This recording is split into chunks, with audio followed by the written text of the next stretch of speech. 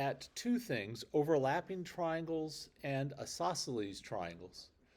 Um, and we'll look at an example for each one that kind of helps you out. So for this proof, one of the things that makes this difficult is there are several different triangles in the picture. There are these two little ones, and then there's also these ones that overlap, like triangle ITS and triangle IRY. Those two overlap one another. So the first thing you've got to do before you really start doing the proof, you should decide which triangles you're going to prove congruent. Because occasionally I will give you one where you have everything you need to prove two different sets of triangles congruent, but only one of them is going to lead you to where you want to go. So, pardon me, we're going to try and prove that segment TS is congruent to YR. Well, segment TS is only part of one triangle. What triangle is segment TS a part of? Triangle ITS. Yeah, ITS. It's only that one. And RY is only IRY. So we want to prove those two overlapping triangles congruent. So we kind of want to keep our eye on that. So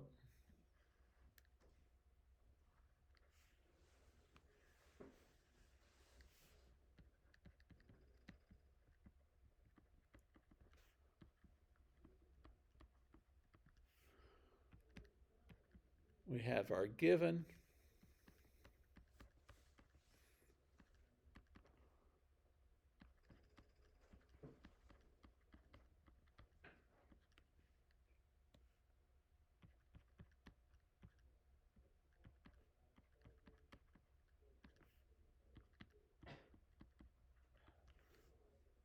So we're given that IS is congruent to IR, and we've got perpendicular lines, so we're going to have right angles. RY and IT intersect at R, and I want it to be inside of triangle IRY or IST, so I want this right angle, not the other one. It's not wrong if you put that this angle is a right angle also. It's just not helpful. So angle IRY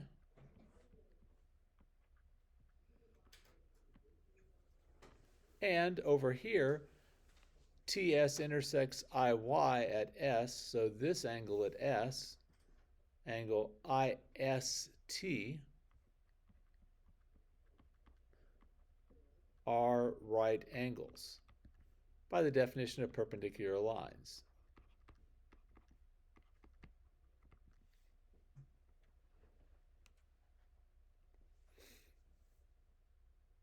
I don't know yet whether I'm going to use hypotenuse leg or not, so I'm going to hold off on doing anything else with the right angles. And notice there is nothing else to glean from the given, which means there must be something in the diagram that's going to be helpful to you. And it's not something that we have looked at before, but it's something where you already know the reason, but we've never applied it this way before. So the two triangles that I'm trying to prove congruent are triangle IRY and angle IST. What do you notice is the same in both of those triangles? They both have I in them? They both have I. And is it the same angle I in both of them? Yeah. Yeah. So I can say that angle I is congruent to angle I by the reflexive property. We just have never used that before. But it works just fine. So angle I is congruent to angle I by the reflexive property.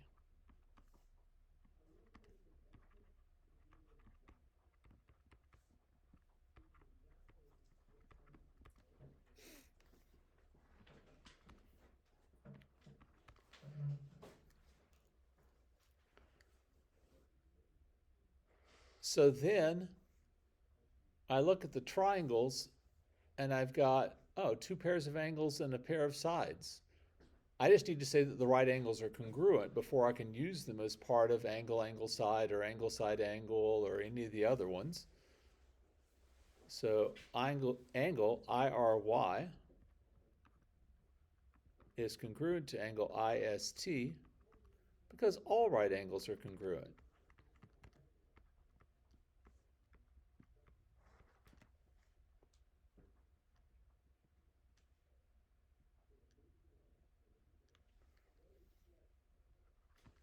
So now we have enough to prove the two triangles congruent. Triangle IRY is congruent to triangle IST. For what reason? Angle, side, angle. Yeah, it's angle, side, angle. Two pairs of congruent angles and the side that runs between those two. And now we know that segment TS is congruent to segment YR by the definition of congruent triangles.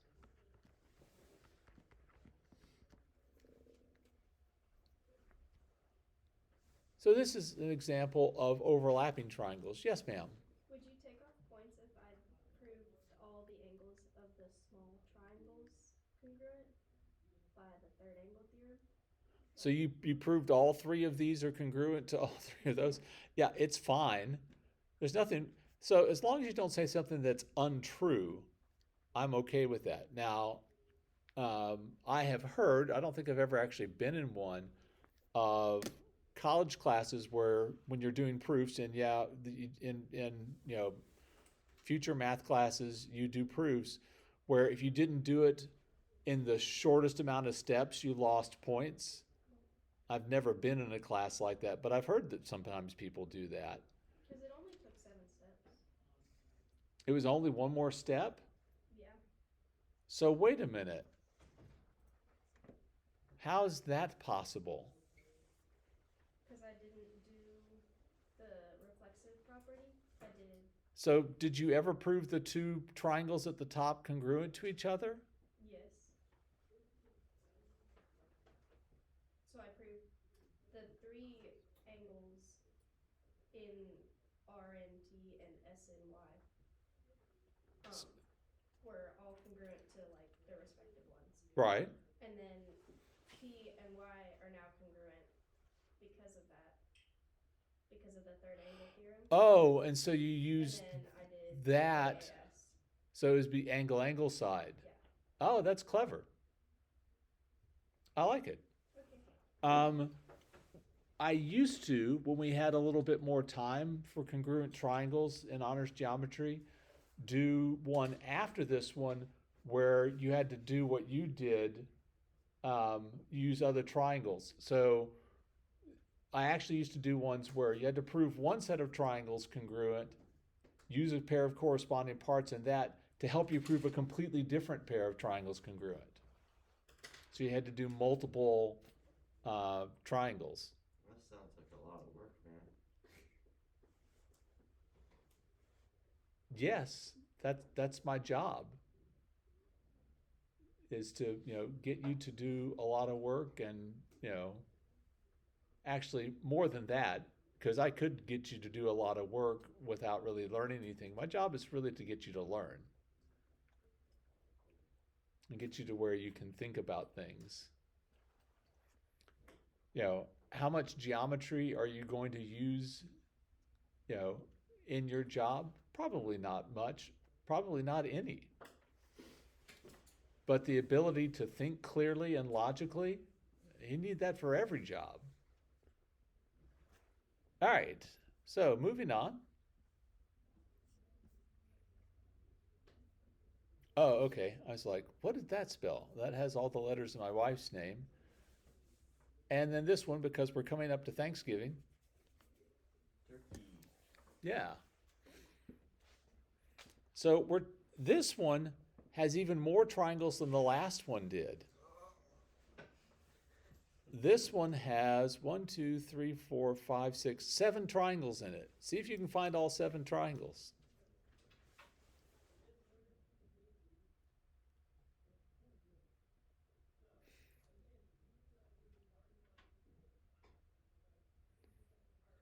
Oh, wait, did I miss one? 1, 2, 3, 4, 5, 6, 7, 8. 8 triangles.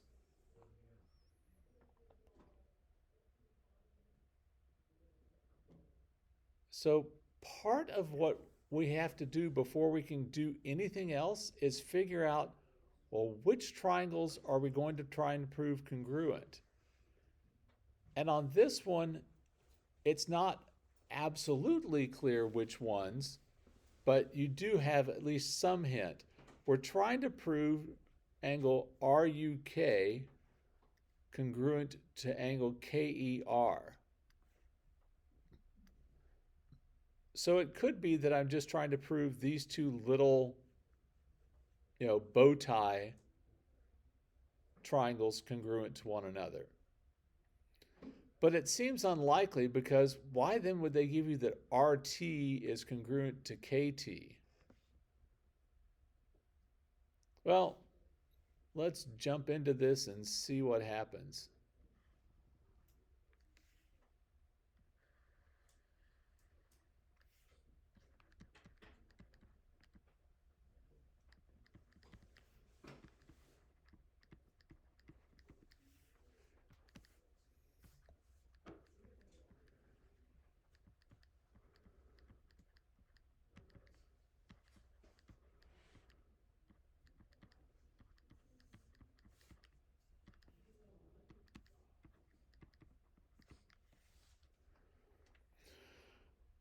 And there's really no good way to mark on this that RT is congruent to KT.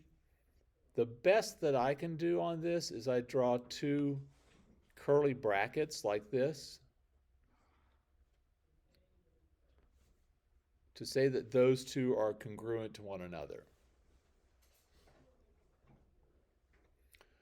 And then I know that segment RU is congruent to segment KE. So let's think before we get any further into this proof. Let's say that we wanted to try and prove these two little triangles congruent, triangle RYU and triangle KYE. What else could we add to that would be helpful to prove the two little ones congruent to each other? Yes, sir. Exactly right. You could do the vertical angles and say they're congruent. We are not going to do that in the end, but if we did, well, we've got one pair of angles and one pair of sides. That's not really enough, is it? And I can't figure out any way that RT and KT relate to that little bitty triangle. On the other hand,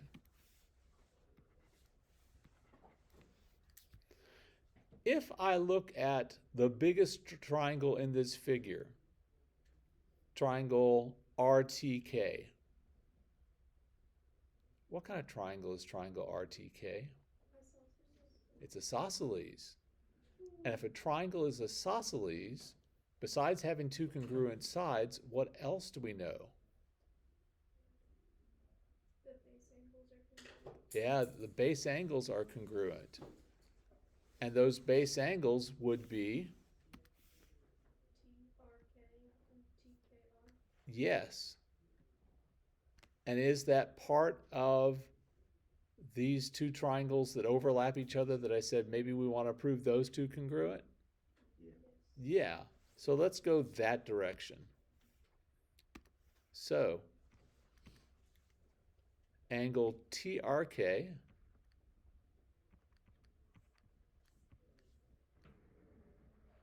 is congruent to angle TKR. If you want to, you can write that the base angles of an isosceles triangle are congruent, but it is the isosceles triangle theorem. which is a little shorter to write. Either one is fine.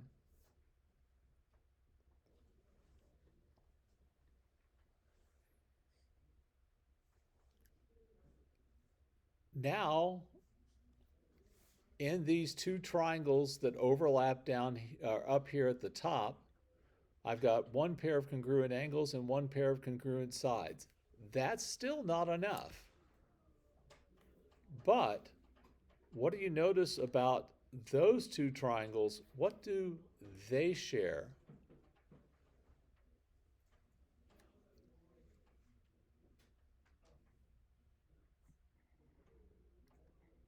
This triangle? Yeah. And this triangle. See how they share side RK? So instead of being stuck together and facing out from one another, this time they're stuck together but lying on top of one another. So we can use the reflexive property to say that segment RK is congruent to segment RK.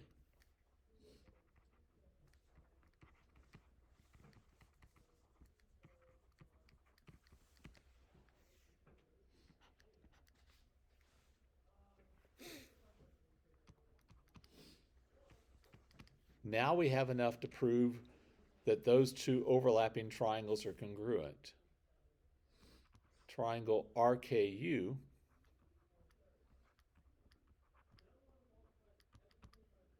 is congruent to triangle KRE.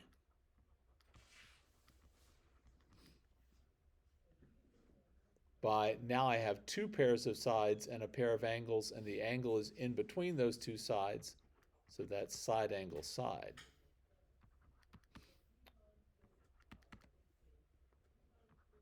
And then angle RUK is congruent to angle KER by the definition of congruent triangles.